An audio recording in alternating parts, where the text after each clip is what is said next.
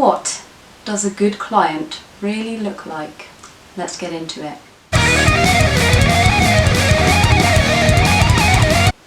Hello and welcome. My name is Emma Cownley. I'm a freelance copywriter, and today I'm going to be sharing with you what makes a good client. Obviously, when you're watching this video, you have to understand that this is my definition of what a good client is, but good means something different to everyone. Based on my experience, these are all of the signs that have shown me that the client is really, really good and has then gone on to be a fruitful relationship between them and me. And sometimes when I'm prospecting with a client and a lot of these things aren't present, trouble has ensued. So the first point is for you writers that work within a writing niche. If you are approached by a client massively outside your writing niche, obviously this client isn't going to be a great fit from the beginning because, for example, you are a tech writer and this particular client is a beauty and lifestyle brand. Obviously they don't know a lot about you, they haven't checked out your portfolio, they've just been referred your name, not done any research and approached you blind. Obviously you're more than welcome to take the job if you want to, but that may not be where your area of specialism lies, and you may not have an interest in that particular project, client or task. So really that's not a great sign from the word go. So that's a little something to bear in mind for any writers out there who do like to work within a particular field of specialism. If the client has just come to you and they're not within that field, maybe redirect them to someone who is. Sign number 2. The client comes to you with an established brief or a project plan already laid out nice for you. They say, look, here's exactly what we're going to need, here are the timelines that we're kind of working with, are you available, yada yada yada. It shows you that they have done their research before coming to you, they know exactly what they need, and it's going to be a really nice project. There's nothing worse than being approached by somebody who doesn't really know what they want, doesn't really have a product yet, has no customer research or anything. They're just kind of, oh, I was thinking of doing this, but I don't really know. These, for me, tend to be non-starters. You invest a lot of time helping the client figure out what they want, and then the project never gets off of the ground because they haven't done any of that legwork. If a client approaches you with a brief and they already have done all of that legwork, that's amazing, that's dream. I mean, that rarely happens, but it's dream when it does.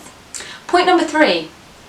A good client will rarely ask you for a free sample of work. And if they do ask you for a sample and you say, that's great, I can do a sample, but it will cost you this much, they're like, yeah, yo, that's fine. Charge me away, get on with your sample. Perfect. In an ideal world, clients will always check out your website and your online portfolio first to see if they think you're a good fit before they even contact you. So really, they should have a good feel for your style and whether or not you've got the experience needed for the job. They shouldn't really need a free sample, but let's just assume that they've asked for a sample. They won't mind you charging for it if they ask for it at all. So keep that in mind. Good clients won't run a mile when you ask them for materials and information. As writers, we need kind of a lot of stuff in order to do the job. Obviously, we don't ever use all the stuff in the end product, but everything that we absorb to do with the company and the product and the job and the customer, it all informs the way that we write. So normally when I start a job, I kind of want to see all of the market research. I want all of your customer data and information about how they're using the product and who they are and what demographic they fit into and how they like to shop. I like to see all of the product benefits. I like to see how the whole range is being pitched. I want to get a feel for the brand, so obviously I need the brand guidelines and the tone of voice. I need to know kind of everything.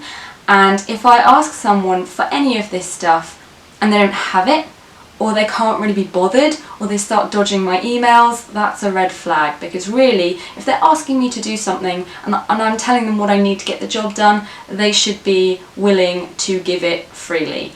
And if they've already approached you with a brief, hopefully all of this stuff is already in it, so you shouldn't have to worry. But if they run a mile when you ask them for something, probably not an awesome client. A good client should always be happy to sign a copywriting agreement before you start work.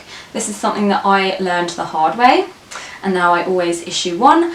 And I've had a job recently where the client came to me with all this stuff. I said, great, here is a breakdown of how much it will cost and an estimate of how much it will cost. Once you sign off on this, and you sign the writer's agreement in which I've outlined just everything that you've asked for and when we're going to deliver it by and what you need and what I need, that's perfect, we can get the ball rolling. Do you think I heard from them again? Did I fuck? As soon as I asked them to sign something which guaranteed my safety and their safety and made the relationship between us official, they bailed, and that showed me might not have been the best client for me. So a good client is always happy to give you what you need to feel secure, and it also helps them be secure within the relationship as well. So it's always a good thing, and if they run a mile when you ask them to sign it, this next one's a little bit of a luxury, but whenever I see it, oh my gosh, it just makes my heart melt. And that is a client with a really clear internal process. So the client comes to you with this amazing brief and they say, during the project, your contact will be X. And what will happen is that you'll submit all first drafts or drafts to X, who will distribute it, and they will manage the collection of feedback, the amalgamation, they will mitigate the relationship between you and the internal stakeholders and the client, and it will all come back to you, and this is how we like to do the process, and then this is when it will get signed off, and you can just see how everything's going to play out, and you feel really comforted and secure in the knowledge that when you submit that draft, it's not going to go to X, Y, Z, blah, blah, blah, blah, blah, and you're going to get feedback from 50 different people and it all conflicts, and then you send the draft off to someone and it goes missing because they're not in charge. Do you know what I mean? The fuckery of that. The fuckery of people who don't have a strong internal process with regard to project management or planning or working with a freelancer is hectic. It's so hectic. And fair enough if they don't have that and you make some suggestions as to how you prefer to work. Look out for them kind of taking it on board. A good client will always be happy to listen to your advice. Bear in mind that, as a copywriter, you are an expert at what you do. These clients have reached out to you to hire you because of your expertise in this particular field, and so even if they don't always take your advice, it's nice to know that they want to listen to it, or they will take it on board, or they will at least consider it. You want someone that's happy to have that chat with you rather than shut you off straight away, or then they don't really care, just copy out this or just copy this person, you know. So a good client will always be happy to chat with you and listen to your advice. Good clients are not hagglers. When you give them a price or an estimate for a job, they're usually happy to accept that if they don't come to you with a budget already. And a good client will typically be happy to pay your upfront fees or whatever because they know that's what's expected. They understand that you are a freelancer. If the job goes south and you've already done a bunch of work on it, they understand that you need that money as financial protection for yourself. So just keep an eye on how accepting and happy they are to make that payment and how quickly it comes through and how they deal with the processing of the invoice. These are all little tellers that will reveal how good a client they are. And there we are. That's what makes a good client. Now obviously if you get all of these points in one client, you're probably working with Jesus, because it's very rare that one single client will have ticked every single box in this list. There are a couple of non-negotiables. Obviously you don't ever want to be giving free samples, and you don't really ever want to be working with someone who's not happy to sign an agreement, etc. Some of these can bend and flex depending on how much you want to work with a client, how much you already know about them, who the referral has come from, etc. There are a lot of mitigating circumstances. Any of my freelance buddies watching this video, if you have any of your own tips that you would like to share with regard to what you think makes a good client, pop them below. Help out everybody that's not quite into the freelance game yet and wants a little bit of extra learning.